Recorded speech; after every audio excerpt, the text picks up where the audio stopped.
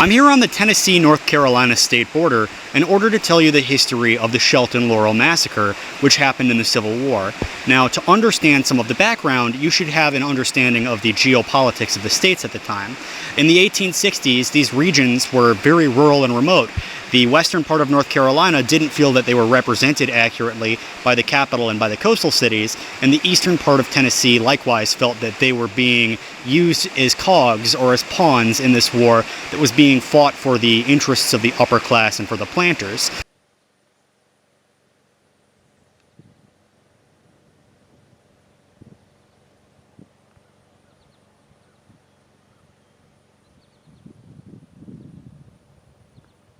And because of that reason, even though both states had joined the Confederacy, a lot of Union sympathizing elements in the state of North Carolina decided to make their way over the mountain pass into eastern Tennessee, where Union sympathies were more strongly accepted. In fact, there were several counties who declared themselves the state of Scott. There were counties in Tennessee which openly recruited for the Union Army, and this was a unique thing.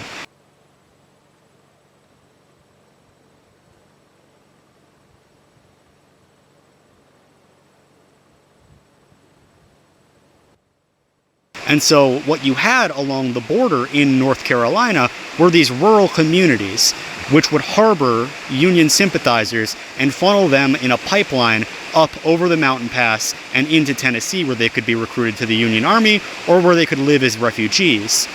Now, one of these communities along the border was in hard times.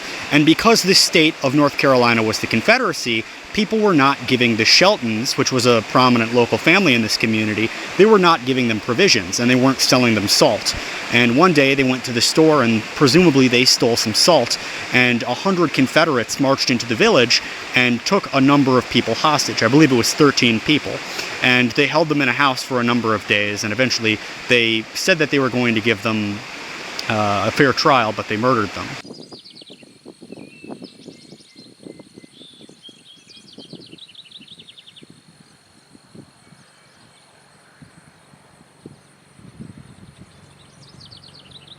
The actual Shelton Laurel Massacre site and memorial is on private property, but behind me you can see the Shelton Laurel Valley, and the area around me right now is where the massacre basically took place. Now, what you should understand is, as I mentioned earlier, eastern Tennessee and western North Carolina both had very strong Union sympathies, and the communities along the border here had a reputation of helping funnel people from North Carolina into Tennessee to join the Union Army. And because of this, a local lieutenant colonel in the Confederacy named Allen decided to sweep the valley with about 100 men. Now, the real cause for this was he said that they were stealing salt supplies because the Confederacy wouldn't supply these communities with basic provisions because they believed they were all Union sympathizers. So when the community stole some salt to preserve their food, the Confederacy moved in with 100 troops.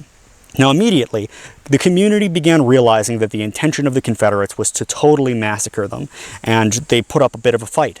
Most of the men had been actually left quite a while earlier to join the Union Army, so the resistance was mainly by older men, children, and women.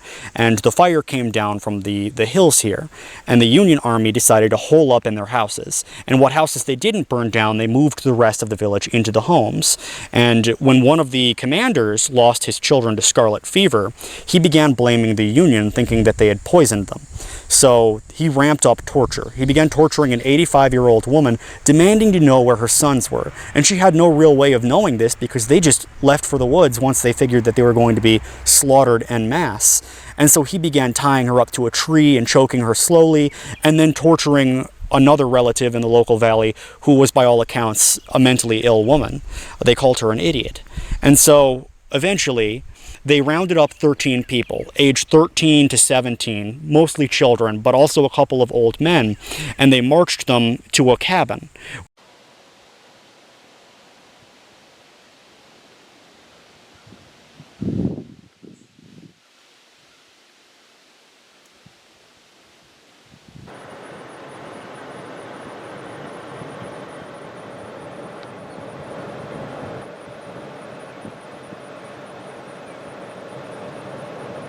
They held them up specifically for the cause of stealing salt from the Confederacy. However, after a couple days, the anger in Allen, Lieutenant Colonel Allen, had reached such a point that he had decided to execute them. Now, under the pretext of sending them to a court-martial, he marched them about a mile down the road and onto a trench where he shot them, all in the back of the head execution style, and dumped their bodies in a ditch where they were buried. Now, this massacre site is still back in the woods, and I don't want to walk on a farmer's private property to see it, but I wanted to tell the story of it.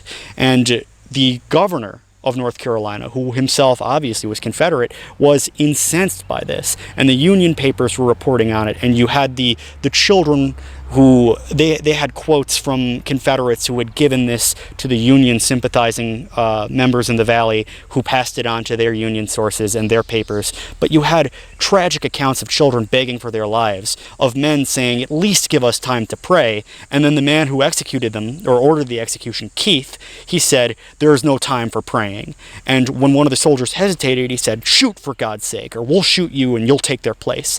And so this massacre took place here. And you can see by walking around this community, the Sheltons are still very active in the community. It's almost, I would say it's a Scottish clan type structure. You have these communities and these families that take place in these valleys, that take a prominent role throughout their history, and they stay tied to the land. So this is basically Shelton territory, but it's also strongly Union sympathizing, and this massacre took place here, which really ought to be remembered, specifically because none of the Confederate perpetrators ever faced justice.